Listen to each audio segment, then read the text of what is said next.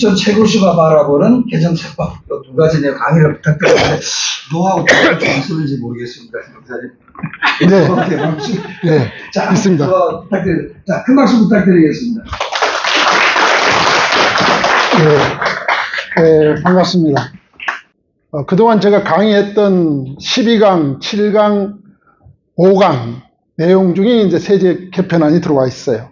그래서 제가 또 강의하면서 이거 세제 개편안이 올라오면 쓸 수 없는 카드다라고 제가 몇 번 이제 말씀을 드렸었거든요. 근데 제가 유심히 봤더니 이제 그 세제 개편안이 올라와야 될 항목들이 다 올라왔습니다. 그래서 제가 유심히 보는 게 딱 세 꼭지입니다. 세 꼭지. 세 꼭지가 우리가 대표님들한테 말씀드리고 또 대표님에게 도움이 되는 전달할 수 있는 꼭지다라고 이렇게 보시면 될 것 같고요. 이런 내용들을 중점적으로 세미나장에서 이야기라고 하는 거는 현장을 모르고 이론가에 불과한 사람들이 주로 하더라. 그리고 저는 그래서 뭐냐, 지금 당장 하지 않으면 대표들이 치명적으로 금전적 손실이 발생되는 이러한 내용들을 중심으로 전달하고, 지금 하지 않으면 내년에는 할 수 없는, 지금 당장 반드시 해야 될 내용들 중심으로 전달해 줘야 된다. 그 내용 중심으로 제가 말씀드릴 겁니다.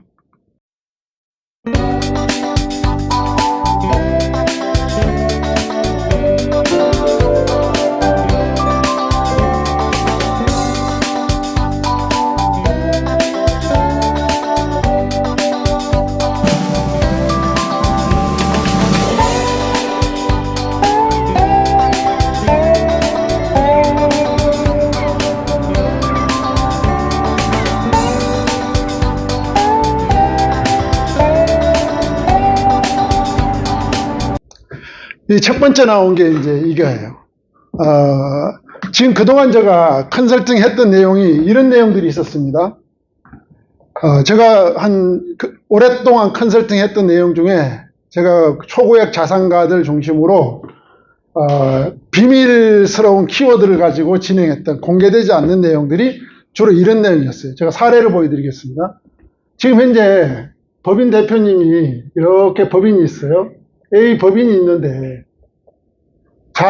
자산이 주식평가를 해봤더니 자산이 1000억 정도가 돼요. 그리고 이 대표님이 지분이 100% 갖고 있어요. 그러면 이런 상황에서 이 회사는 가압승계 업종도 아니고, 가압승계를 하려고 하더라도, 업종인들 하더라도 사업 무관자산이 너무 많아요. 1000억 정도 된다 그러면 이미 600억 한도도 벗어나 버리고, 사업 무관자산도 너무 많이 쌓여 있어서 가압상속공제제도, 가압승계제도로 들어가 봐야 실효성이 없어요. 특히 부동산 임대법인들은 말할 것도 없겠죠. 이런 상황에서 이걸 이제 상속세가 지금 얼마 나오는 겁니까? 자산이 1000억이면 상속세가 얼마예요? 네, 500억이 되겠죠. 상속세가 50%니까요. 500억입니다. 이 500억을 내야 되고요. 이 500억을 누가 내야 되는 겁니까? 개인이 아니라 정확히 표현해야죠. 누가 내야 되는 거예요, 상속세를 이걸? 네, 자녀가 내는 겁니다, 상속세가. 그럼 자녀가 내는 건데요. 이 자녀는 500억이 주머니에 지금 있을까요, 없을까요? 없습니다. 제가 만난 대표 자녀 중에 이렇게 거액의 자금을 상속세 재원을 갖고 있는 자녀는 단 한 명도 보지를 못했어요. 그러면 이 자녀 입장에서는 500억을 마련하기 위해서 얼마만큼 소득활동을 해야 될까요? 네, 1000억 소득활동을 해야 됩니다. 그럼 결국은 자녀는 소득세로 500억을 내는 거고요. 상속세로 500억을 내는 겁니다. 그 전체적으로 승계 비용이 1000억 정도 들어갑니다. 지금 1000억짜리 회사를 받기 위해서는 1000억이 들어간다는 결론이, 자녀가 아무런 준비가 안 돼 있어요. 이런 상황에서 저희가 컨설팅을 진행합니다. 컨설팅을 어떻게 진행하냐? 구조를 바꿔줍니다. 여기다가 A 법인이 있는데 B 법인을 하나 설립을 해요. B 법인을 설립을 해서 B 법인에 이제 이게 자녀 법인을 설립하면 자녀 주주 법인 설립해서요. 대표님이 갖고 있는 지분 100% 중에 10% 정도를 양도합니다. 양도. 양도하면 10% 정도선 양도가 되죠. 그럼 양도가 되면 지분 구조가 양도한 이후에는 대표가 몇 프로가 되죠? 90%가 되고요. 비법인, 자녀법인이 10%가 됩니다. 이렇게 되고 난 이후에 이렇게 되면 자본금이 40억짜리예요. 40억짜리. 이 회사가. 40억이면 자본금이 36억이 되는 거고 36억이 되는 거고 여기는 얼마가 되죠? 4억이 되는 겁니다. 이렇게 구조가 바뀌는 거죠. 이렇게 되고 난 이후에 여기에 있는 대표 지분을 감자 처리를 합니다. 무상 감자. 무상 감자 처리를 하면 대표 지분이 어떻게 됩니까? 날아가겠죠? 사라지면서 가만히 아무 짓도 안 하고 가만히 있던 비법인이 그냥 무임승차를 했어요. 비법인이 지분율이 몇 프로 됩니까? 190%가 이렇게 증가되면서 100이 된 거죠. 그럼 이 회사는 어떻게 바뀐 겁니까? 자본금 40억짜리가 자본금 4억짜리로 바뀐 거예요. 자본금 4억짜리. 그래서 자본금 40억짜리가 4억짜리로 바뀌었다고 해서 이걸 보고 자본 감소라 그래요. 근데 자본 감소를 할 때는 대가를 지불하고 감소시키는 방법이 있고 대가를 지불하지 않고 감소시키는 방법이 있습니다. 그럼 여기서는 대표에게 대가를 지불하지 않고 감소를 시켰어요. 대표에게 대가를 지불하고 감소를 시키면 자금 900억을 줘야 되기 때문에 주식은 사라졌지만 반대로 현금성 자산이 늘었기 때문에 상속세 정리 측면에서는 실익이 없죠. 그러니까 현금성 자산 늘리면 안 되는 겁니다. 그러니까 무상으로 감자채를 했어요. 그러면 이 대표 입장에서는 돈을 받지 않고 주식만 사라졌기 때문에 누군가 이득을 받겠죠. 그 이득 본 사람이 누구냐? 가만히 있는 비법인이 이득을 받습니다. 그 비법인이 이득을 얼마를 받습니까? 90%만큼 이득을 받죠. 그게 90%가 얼마입니까? 900억이죠. 그 비법인에서 900억을 이득을 받어요. 그럼 이걸 세금 처리를 어떻게 할 거냐? 세금을 어떻게, 누군가 이득을 본 사람이 있는데 법인이 이득을 봤단 말이죠. 여기에서는 세법에서는 법인세법에가 규정이 되어 있어요. 법인세법에가 입금 산입을 하도록 되어 있어요. 입금 산입. 입금 산입을 하는데 이 900억 이득 본 거에 대해서 입금 산입을 하도록 해서 법인세율로 납세하도록 되어 있어요. 법인세율이 몇 프로입니까? 25%죠. 그러면 세금이 얼마입니까? 계산 한번 해보세요. 900억에서 25%. 120. 얼마입니까? 저 계산 안 할 거예요. 계산 한번 해보실게요. 네? 자, 220억 정도 나올 거예요. 그렇죠? 이게 법인세예요. 자, 그럼 이렇게 이제 구조를, 이게 끝납니다. 현재 세법상으로. 끝이에요. 그런데 보세요. 220억을 냈는데, 비법인이 직접적으로 이득을 봐서 법인세법에 따라서 220 세금 냈다 이거죠. 근데 간접주주인, 비법인의 주주는 누구예요? 자녀잖아요. 그러니까 자연스럽게 승계가 끝나버렸어요. 그런데 이게 이제, 보세요. 세금 차이를 보면 아무것도 안 하고 있을 단순 계산하면 자녀가 상속세 주패가 자녀에서 누구로 바꿔줬어요? 법인으로 바꿔줬고 세율을 50%에서 법인세율로 바꿔줬다. 그러니까 절세 금액이 몇 프로입니까? 얼마나 220억이 얼마나 세금 줄었어요 지금? 예? 280억이 절세가 된 거죠. 그래서 결론적으로 법인 돈 갖고 법인세율로 상속세를 정리할 수 있는 방법이 있었단 말이죠. 그런데 여기서 논란이 있었어요. 이걸 보고 야 비법인이 자녀주주니까 이거 특정법인과 거래를 통한 증여의제에 해당되지 않느냐라고 이야기를 했어요. 근데 지금 이게 특정법인과 거래를 통한 증여의제에 해당되지 않는 항목이었어요. 그러니까 이게 어떻게 될까요? 특정법인과 거래를 통하다라는 의미는 무슨 말이냐면요. 이 내용인 거죠. 그럼 여기 보시면 제가 뒤에서 보여요. 특정법인과 거래를 통한 내용이 요거예요. 특정법인 정의가 뭐냐면 특수관계자 지분이 30% 이상 갖고 있는 주주를 보고 특정법인이라고 그러죠. 근데 특정법인에 대한 정의를 보면은 예전에는 이 특정법인이 뭐였냐면요. 우리 세법에는 특정법인이라는 내용이 없었어요. 그럼 특정법인이라는 내용이 언제 들어왔을까요? 2016년도에 들어왔습니다. 왜냐하면 저희 같은 사람들이 이렇게 해서 세금을 다 줄여버리잖아요. 과거에는 이것도 없었어요. 그냥 하고 줄여버리니까 지금 자본을 제가 줄였다 그러지만요. 이런 경우가 있겠죠. 주식을 무상으로 줄 수 있겠죠. 대표 지분을 그냥 무상으로 줬어요. 과거에는. 무상으로 주고 법인에서 법인세 내고 끝내버렸어요. 그러니까 과세당국에서 이 주주들이 이득을 무임승차를 많이 하거든요. 그래서 2016년도에 법을 하나 만들기 시작합니다. 그게 무슨 법이냐면 특정법인, 이걸 특정법인이라 정의하고 특정법인과 특수관계자가 거래를 통해서 이익이 분여되면 간접주주인 자녀에게도 증여세를 부과하겠다는 법을 하나 만들죠. 거기에다가 열거를 합니다. 어떤 내용을 거래를 하냐? 그 열거해놓은 내용이 이런 내용들이에요. 이렇게 열거를 해놓습니다. 예, 글로 그대로 넣으면 저 그림으로 그렸어요.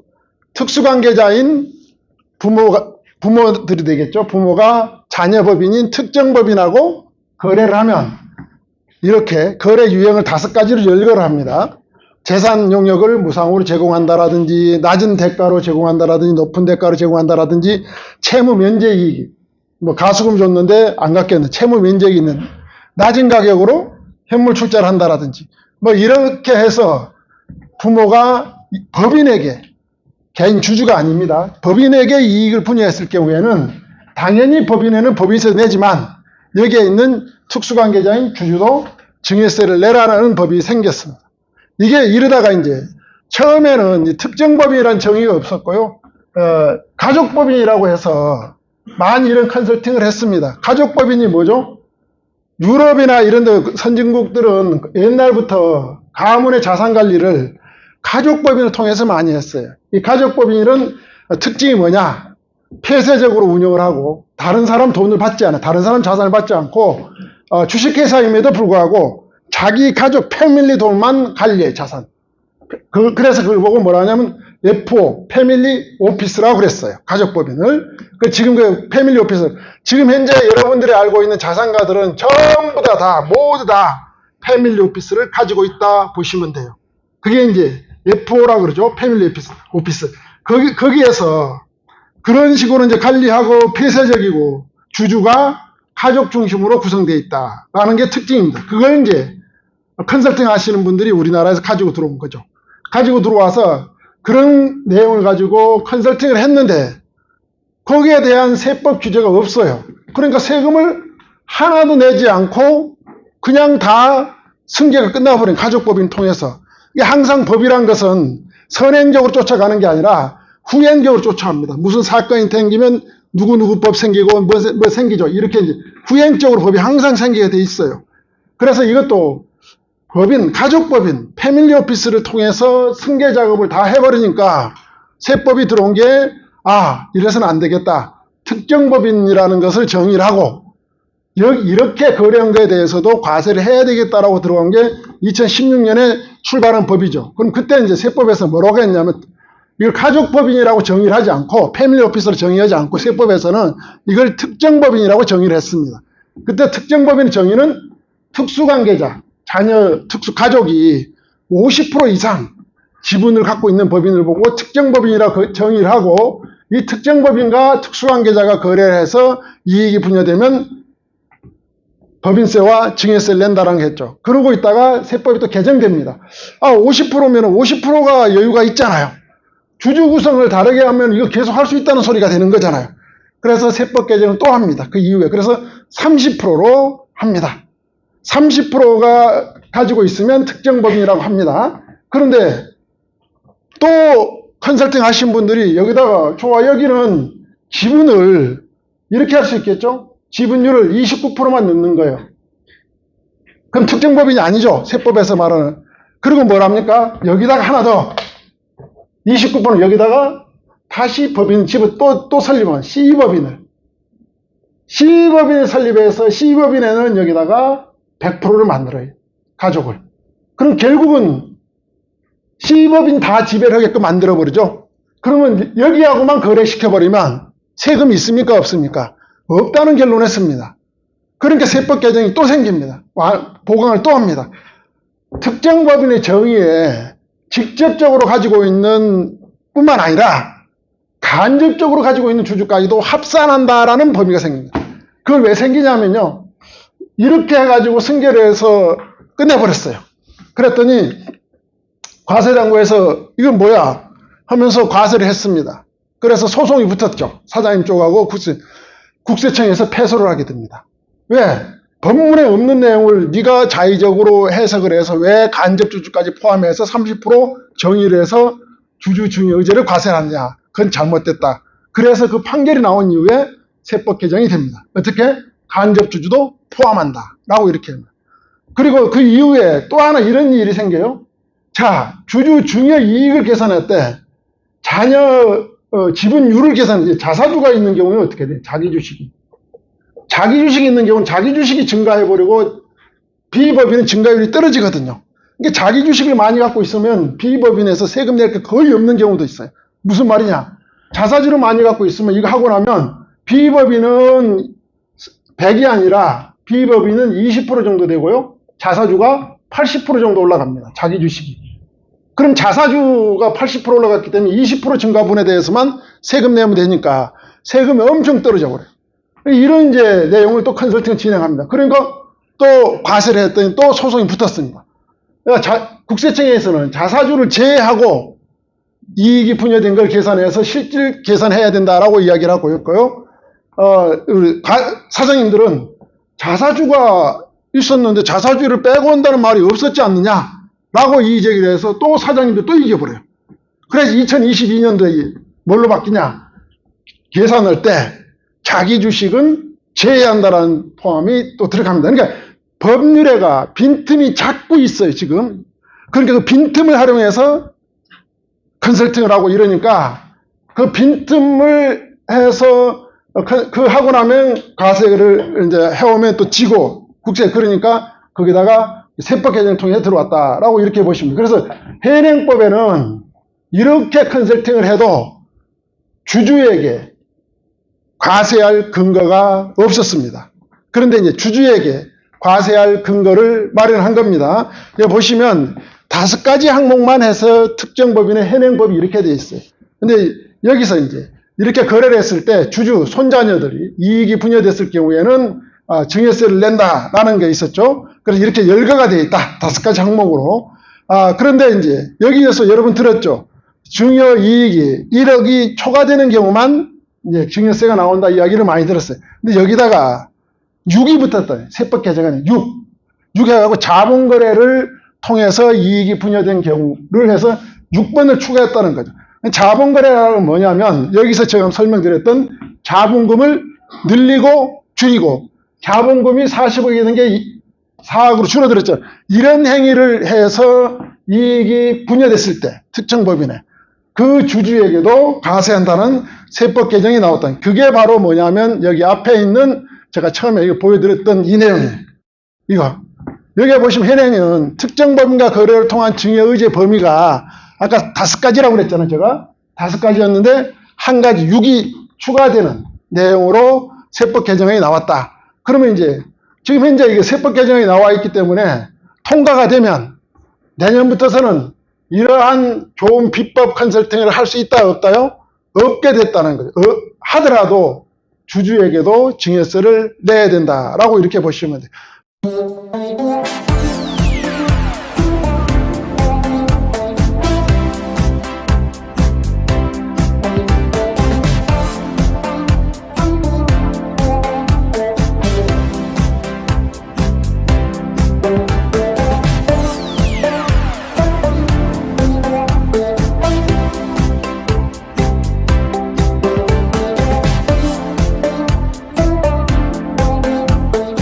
우리가 보면 증여세라 하면 증여 개념을 좀 이해하면은 우리가 쉬워요. 증여는 뭐냐면요.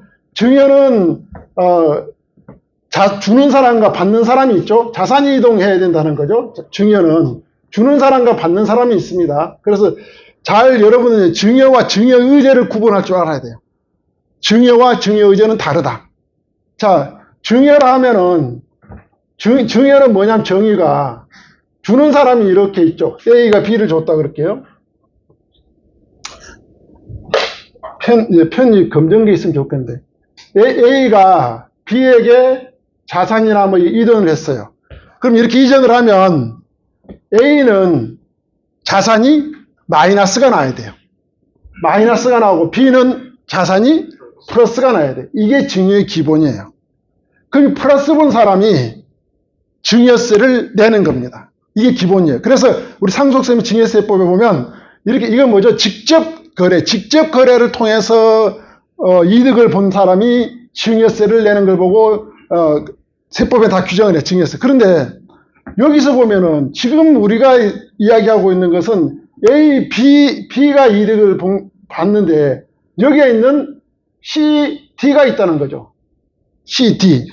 이게 누구냐? 여기 법인이면은 법인세를 내고 개인이면은 증여세를 내도록 되어 있죠. 근데 법인인 경우에 주주가 이렇게 C, D가 있어요. 그런데 이렇게 있는데 A와 B가 거래를 했잖아요. 직접 거래를. 마이너스가 나오고 플러스가 났는데 C, D는 직접적으로 거래를 한 게 적이 없어요. 수혜를 받은 적이 없어요. 그런데 간접적으로 얘가 C, D가 요게 따라서 플러스 생겼단 말이죠. 이러한 경우에는 이걸 증여세라고 그러지 않고 뭐라고 하냐? 증여의제라고 합니다. 직접 증여는 아니지만 포괄적 의미로 봐서 증여와 재산 증가가 나타났던 것과 마찬가지다라고 해서 증여의제라고 해서 과세를 하고 있습니다. 그러면 우리나라 현재 세법에서 증여의제로 과세되고 있는 법이 몇 개냐? 몇 개나 될 것 같아요? 4가지 항목입니다. 증여의제로. 자, 첫 번째는 뭐가 있을까요? 나머지는 전부 다 이익에 대해서 증여인데, 근데 상속세 및 증여세법 보면 여기 보면 특정법인과 좀 전에 얘기했던 특정법인과 거래를 통한 의제가 항상 붙어요. 증여의제 이익에 대해서 증여세를 부과한다. 라는 게 하나 있고요. 두 번째는 뭐냐면요. 특수관계법인과 거래를 통해서 이익이면 무슨 거죠? 일감 떼어주기. 예, 다양한 거에서 증여. 일감 떼어주기를 했는데 법인에서 법인을 일감 떼어주기, 법인에서 법인 전가가 됐는데 여기서 법인세를 냈는데 다시 주주가 이익을 본 걸로 봐서 주주에게 증여세를 내는 거예요. 일감 떼어주기. 그 다음에 특수관계 법인과 사업 기회를 제공받음으로 인해서 일감 몰아주기, 일감 떼어주기 그런 거죠. 사업 기회를 제공. 그럼 법인과 거래를 하면서 사업 기회를 제공받아서 이익을 받았단 말이죠. 이런 경우에 법인세도 내지만 특수관계자 주주가 이익을 받은 거랑 다름없다. 그래서 증여의제로 봐서 과세합니다. 그리고 또 하나 명의신탁 주식에 대해서 증여의제로 과세합니다. 그래서 지금 세관에서는 증여세가 포괄 증여에 해당되고 가지 말을 많이 하는데요. 우리나라 세법에서는 증여세로 과세할 수 있는 것과 열거되어 있고요. 증여의제로 과세할 수 있는 것과 열거가 되어 있다. 그리고 이렇게 되어 있다 하더라도 반드시 증여세 과세하고 증여의제 과세할 수 있는데 과세 산출 방법에 대해서 열거가 되어 있습니다. 또 어떻게 세금을 계산하라는 게 시행령이가 대부분 다. 그러면 이런 것도 어떻게 세금을 계산을 하라는 내용들이 다 나와 있어요. 그런데 증여인 것 같은데 포괄적 증여로 볼 것 같은데 상식적으로 될 것 같은데 증여세 계산한 산출 방법이 세법에 없어요. 그럼 과세할 수 있을까요? 없을까요? 없다는 겁니다. 이게 가장 중요한 게 뭐냐? 증여로 보아야 된다는 것도 있어야 되고 세액을 산출할 수 있는 근거도 있어야 돼요. 얼마를 납세해야 된다. 그러니까 세액을 산출할 수 있는 것까지 다 봐야 된다. 그래서 지금 우리가 세법 개정에 들어와 있는 것은 직접 증여는 아니지만 간접적으로 혜택을 받다고 해서 증여의제에 해당되는 45제 5를 이제 개정을 해서 이렇게 됐다는 거죠. 그럼 이거는 뭐냐? 지금 이제 우리가 고액자산가들 다니면서 안내를 해야 된다. 그럼 이걸 진행을 하면 제가 아까 어느 정도의 이익을 대표님들이 가져갈 수 있냐면요. 상속세 50%에서 규모가 20% 법인세는 20% 세율로 낼 수 있고 자녀가 세금을 내는 게 아니라 법인 돈 갖고 낼 수 있다라는 거죠. 그럼 그런 고객을 만나서 제안을 하면 된다는 거죠. 이게 이제 세법이 이렇게 보면 바뀌어 옵니다. 2016년부터. 아까 직접 간접 보유한 주식도 30% 합산했다는 말씀을 드렸고요. 또 증여 의제로 보면 자기 주식은 제외한다라는 또 개정안이 이렇게 나왔다라고 개정이 됐다라고 이런 말씀 다 드렸습니다. 그래서 이 내용을 핵심적으로 자산이 400억 있는 대표님이 자녀가 상속세 200억을 내야 되는데 이걸 컨설팅을 진행하면 자산 400억 있는 대표님이 법인세 80억으로 내니까 텍스 절세가 120억이 된다. 그래서 이게 섭벽 개정이 이제 통과가 되면 앞으로는 하기가 어렵다라는 내용인 겁니다. 근데 왜 하필이면 12월이 아니고 11월로 해놨을까? 11월 이후 불가라고 해놨을까요? 이게 진행하려고 그러면 총 10단계 정도 있다 그러면 이게 전 프로세스 진행은 약 45일 최소 걸립니다. 모든 게 준비가 됐고 스탠바이가 다 끝난 날부터 실행한 날로부터 45일이 소요돼요. 근데 12월 달에 의사결정을 해서 이거 합시다 그러면 할 수가 없어요. 시기적으로. 그래서 의사결정을 늦어도 11월에는 해서 진행이 돼야 된다라고 이렇게 보시면. 그럼 이거 이제 이야기하니까 제가 요즘 다니면서 많이 이야기하는 대표님들이 그래요. 우리 회계사님하고 하겠다. 라고 하는 분도 있고, 우리 세무사님하고 하겠다라고 하는 분도 있어요. 하시려면 하시라고 그러세요. 저는 할 수 없을 거라고 생각을 해요. 왜? 실행 경험이 없는데 어떻게 그걸 하겠냐고. 어느 단계에서 무엇이든. 전체적으로 이 프로세스를 해보면요. 1부터 10단계라면 1부터 3단계까지가 회계 영역입니다. 회계사 영역이에요. 4부터 8까지가 법무, 상법 영역이에요. 그리고 8부터 9, 10까지가 세무 영역입니다.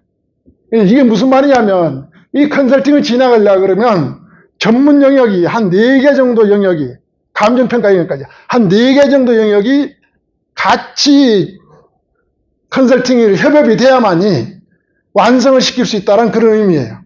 그런데 이걸 한쪽에만 딱 준다는 건 있을 수 없다는 거죠. 저희 같은 경우는 이 4개 영역의 파트를 다 가지고 있으니까 가능하다. 그리고 실행을 많이 또 해봤기 때문에 케이스를 많이 갖고 있기 때문에 가능하다라고 보시면 되고, 또 이런 분들이 있어요.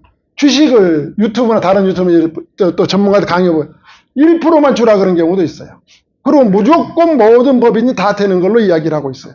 무조건 모든 법인이 다 되는 건 아니다. 1%만 줘서 되는 것도 아니다. 라는 겁니다. 무슨 말이냐면요. 이 회사가 갑자기 있다가 자본금을 줄였어요.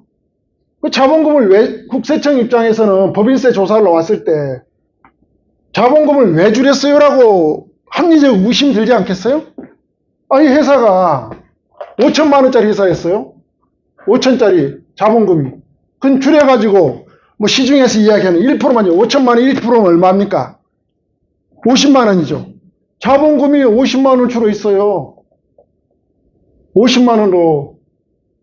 그 조사관이 이거 아니 법인이 5천만 원짜리 자본금 갖고 있다가 왜 50만 원으로 줄였어요? 라고 물어보잖아요. 그럼 사장님이 이 컨설팅 하신 분들이 와서 승계 작업하는데 이렇게 딱 줄여버리면 세금 엄청나게 줄인다고 해서 했어요 라고 이야기하지 않겠어요? 그러는 순간에 이 행위 자체는 오로지 뭐만 있는 거예요? 조세 회피하는 행위만 등장하는 거잖아요.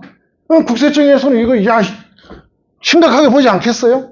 오로지 조세 회피 행위만 있는 걸로 봐야 됩니다. 그래서 이게 자본금이 왜 줄어드는 데서 합당한 사유가 있어야 돼요. 합당한 사유가. 저 같은 경우는 이러한 자본금을 줄이는 합당한 사유가 있는 기업만 합니다.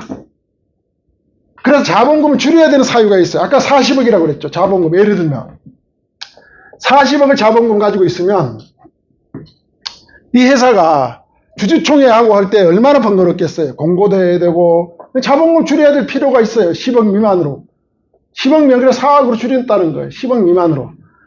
그리고 40억이나 자본금이 있으니까 배당할 수가 없어. 미처분 이익잉여금이 자본금을 제외하고 배당을 해야 되는데 매년 당기순이익이 뭐 2억 3억 나니까 여기에 미달해. 초과되지를 못해. 이게 주주환원 정책을 해야 되는데 주주에게 배당을 할 수가 없어. 이익이 남에도 불구하고. 그러면 자본금을 줄여주면 주주환원 정책에 주주지향적인 경영을 할 수 있지 않겠어요? 그런 내용 때문에 저는 자본금 감소를 진행을 합니다. 하다 보니까 부수적으로 승계까지 끝난 거예요. 이게 핵심 내용인 거예요. 자, 그리고 안 되는 기업들이 또 있어요. 어떤 기업이 있어요? 자본금이, 제가 지금 컨설팅을 지금 진행하고 있는 회사인데요. 지금 양평에 있는 그 회사인데요.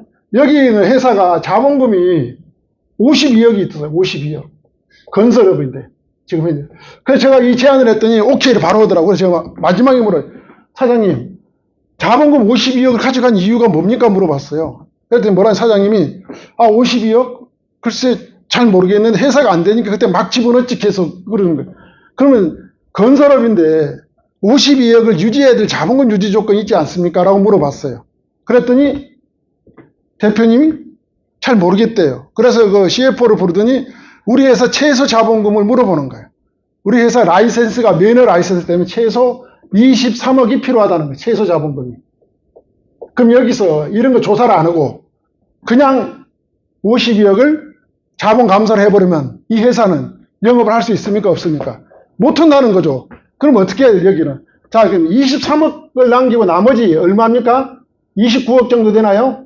29억만 줄여야 돼요. 29억만 줄어들면 약 대표 지분이 몇 프로 줄어드는 거예요?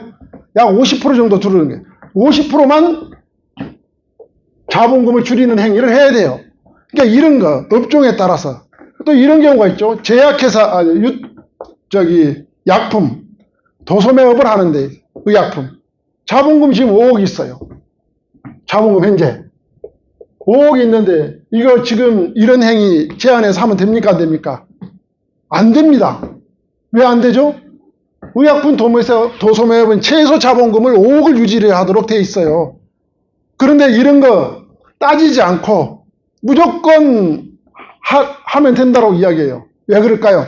한 번도 실제로 사례를 가지고 실행을 안 해봤기 때문에 책상에서 이론적으로만 보고 이렇게 법이 나왔으니까 야 이거 좋은 엄청난 혜택 되는 거냐니까 그냥 막 덤비는 거죠. 그런데 실제로 진행해야 될 회사가 있고 진행하지 말아야 될 회사가 있고 진행하더라도 상당히 전제 조건이 전처리를 잘 해놓고 해야 된다라고 이렇게 보시면 될 것 같습니다.